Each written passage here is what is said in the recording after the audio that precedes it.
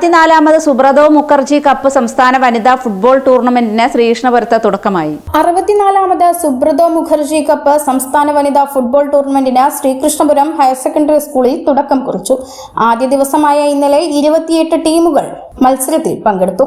പാലക്കാട് ജില്ലയിൽ നിന്നും 7 ടീമുകളും, മലപ്പുറം ജില്ലയിൽ നിന്നും 7 ടീമുകളും, കൊല്ലം ജില്ലയിൽ നിന്നും 3 ടീമുകളും, പത്തനംതിട്ട, തൃശൂർ, കാസർഗോഡ് ജില്ലകളിൽ നിന്നും 2 ടീമുകളും, വയനാട്, എറണാകുളം, കോഴിക്കോട്, കോട്ടയം, തിരുവനന്തപുരം ജില്ലകളിൽ നിന്നുമുള്ള ഓരോ ടീമുകളും വീതമാണ് മത്സരത്തിൽ പങ്കെടുത്തത്. ഇന്നലെ ആരംഭിച്ച ടൂർണമെന്റിന്റെ ഉദ്ഘാടനം Ottapalam MLA advocate K Premkumar നിർവഹിച്ചു. ശ്രീകൃഷ്ണപുരം ബ്ലോക്ക് പഞ്ചായത്ത് പ്രസിഡന്റ് സുനിത ജോസഫ് അധ്യക്ഷത വഹിച്ചു.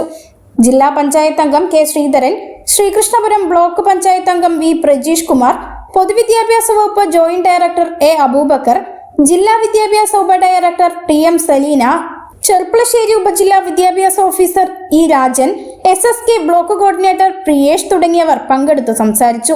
AB എന്നീ 2 പൂളുകളിലായി ആദ്യ ദിവസം നടന്ന മത്സരത്തിൽ പൂൾ എയിൽ നിന്നും AKNMM കാട്ടുകുളം, കല്ലടി HSS Kumaramputhur, SNVHSS Thrissur, SRVGMVHSS Ernakulam എന്നീ സ്കൂളുകളും, പൂൾ ബിയിൽ നിന്നും GHSS Peringottukurissi, GMM-GHSS Palakkad, RM-SHSS Melattur, DVHSS Thootha എന്നീ സ്കൂളുകളും പ്രീ ക്വാർട്ടറിൽ കടന്നു.